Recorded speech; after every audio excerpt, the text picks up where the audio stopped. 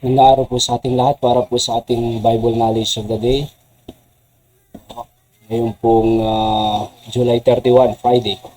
Ay dito po sa Proverbs 23:26, the Bible says, "My son, give me thine heart, and let thine eyes observe my ways."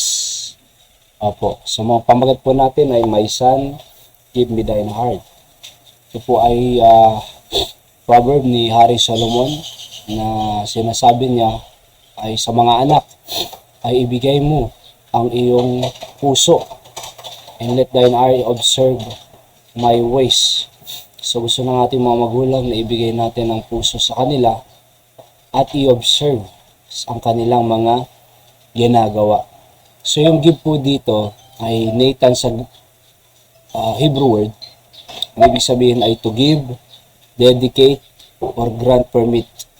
So yung grant permit na sila ay merong authority over us, at don't reject their counsel and their instruction, their wisdom kung sila ay nagsasalita sa atin. Alright, so granting permit to them, or to give, dedicate our heart. Yung heart po, of course, yung tumutukoy po yan sa kabuuan ng buhay. Ano po? Yung puso. And sabi ng Bible, if we give our heart to them, let thine eyes observe. Yung observe po ay to be pleased with, or delight, or enjoy.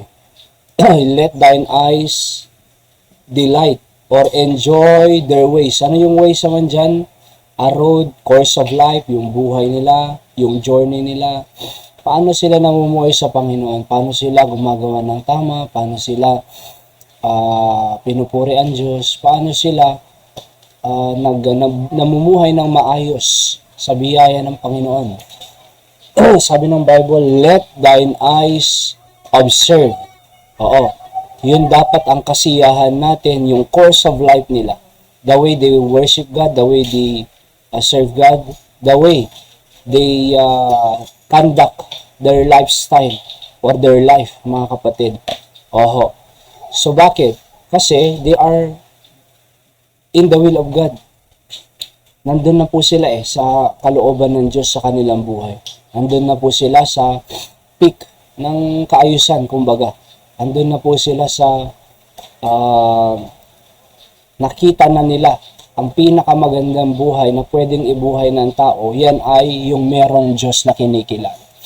So sabi ni Hari Solomon po, "My son, give me thine heart." So ganun din po tayo. Kung ikaw ay anak ngayon, tayo ay lahat anak ng Diyos, ibigay natin ang puso natin sa Diyos. And let thine eyes observe my ways. Yung dapat course of life or journey na gusto ng Panginoon sa atin, yun dapat ang i-enjoy natin. Yun dapat ang delight natin. Kalungkutan ng Kristiyano na yung gumagawa ng kasalanan, di ba?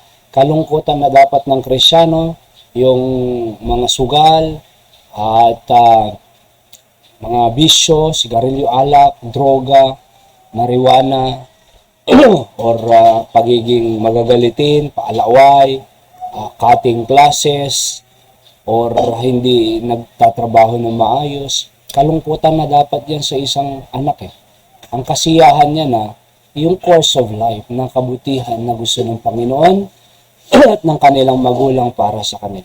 Alright, yun po dapat.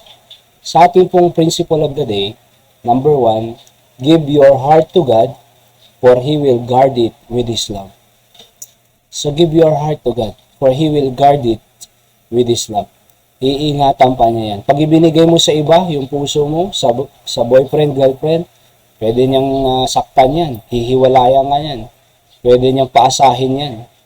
Sa Diyos mo ibigay, because He will guard it with His love. Kung meron mang tunay na nagmamahal, Diyos po sa atin. Okay? So yan to ang ating Bible knowledge of the day ngayong araw na ito. Magandang araw po. God bless po.